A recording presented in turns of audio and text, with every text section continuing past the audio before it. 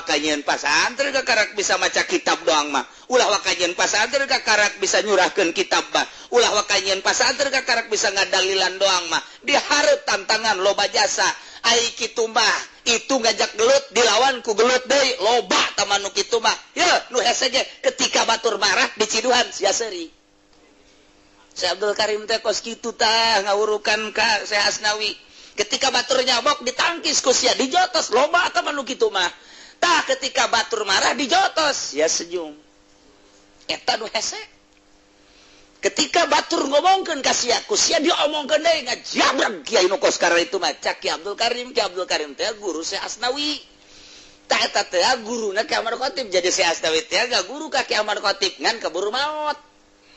jadi diteruskan ku murid nomor kahiji urang Tanara Syekh Abdul Karim mah kadinya ka Syekh Nawawi tah eta guru Syekh Asnawi teh Syekh Abdul Karim anu datang keur zikir la ilaha illallah la ilaha illallah oh datang Syekh Abdul Karim gade bejakeun eta tamu gitu jadi itu benang diganggu jakeur zikir bejakeun eta tamu